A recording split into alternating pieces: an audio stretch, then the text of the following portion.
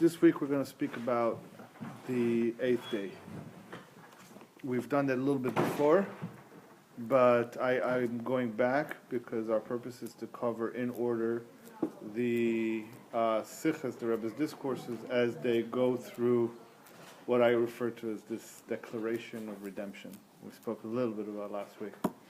So we started with the sicha of Koach Nisan, the 20th of Nisan, where the Rebbe all of a sudden comes and says, I've done everything I can to try and make you guys want Moshiach, because the only thing you need to do to bring Moshiach is want him, and apparently not even one of you wants Moshiach.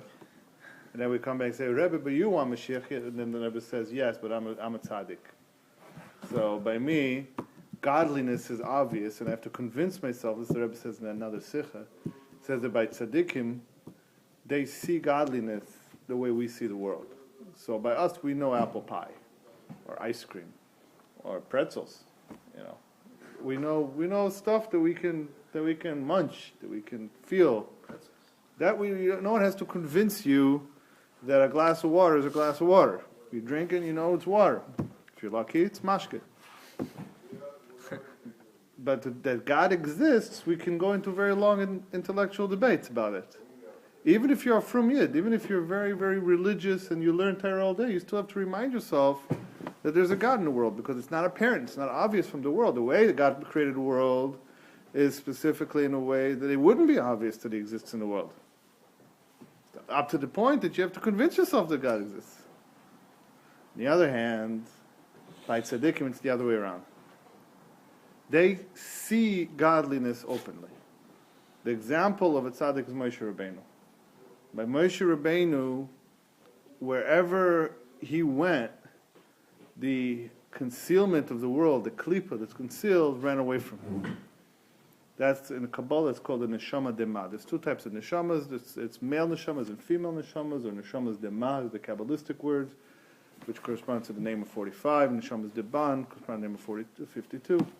By neshamas dema, which are very, very few, as it says that I've seen very, very few tzaddik. I've seen true tzaddikim, and they're very few.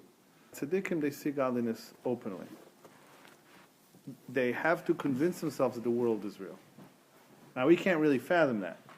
That's the difference between a tzaddik and a regular person. There's a downside to that. The Rebbe can't want Mashiach, because Rebbe has Mashiach. Later on, as we learn more and more, what do we say? We're going to repeat this over and over again. To bring Mashiach, we have to want Mashiach. To want Mashiach, we have to know what Mashiach is. The Rebbe knows what Mashiach is, and the Rebbe wants Mashiach, and the Rebbe has Mashiach. But he can't bring it to the rest of us. Why can't he bring it to the rest of us? Because it didn't come from him. He always had it. He doesn't have anything that conceals, as we will learn today when we talk about the aspects of the 8th day. So it has to be a chassid. It has to be one of us. By a chassid, doesn't have to be someone who wears a black hat. It could be a girl smoking joints on Dizengoff Street in Eretz Yisrael who never learned about the Eibishter. And the first time someone tells her about Mashiach, and she's like, wow, that's amazing, and I want Mashiach. And she's the one who brings the redemption, much to the disdain of all the Chevra and Borough Park and Bnei Brak and Mea Shearim. So it doesn't have to be someone with a black hat. That was good, eh? So the Rebbe is telling you, if you want Mashiach, you will have him. If one of you, this is the Rebbe's direct words, if one of you really wanted Mashiach, certainly would have come a long time ago. So obviously what we think we want, when we say we want Mashiach, is not what Mashiach is. That's not wanting Mashiach.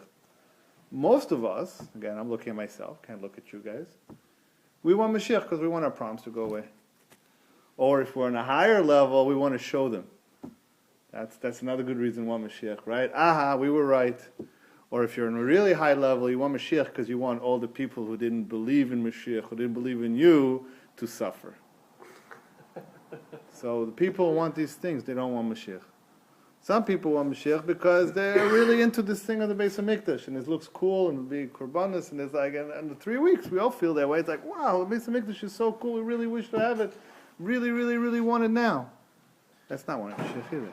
So what is it? So what does it mean to want Mashiach? All we have to do to bring Mashiach is to want Mashiach. It's that simple. So obviously we have to learn what it means to want Mashiach. Obviously we have to learn what Mashiach is. This was Koach Nisan. This was the Sicha of 20th of Nisan.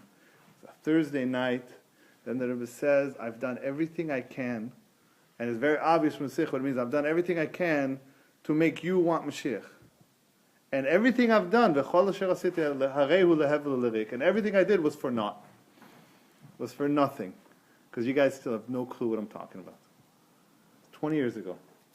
I'm very happy to say that 20 years later, we're starting to figure out what's going on over here, which means we're pretty freaking close to the end. It only took 20 years. And counting. And then the Rebbe says, the only thing I have left to do is give it over to you.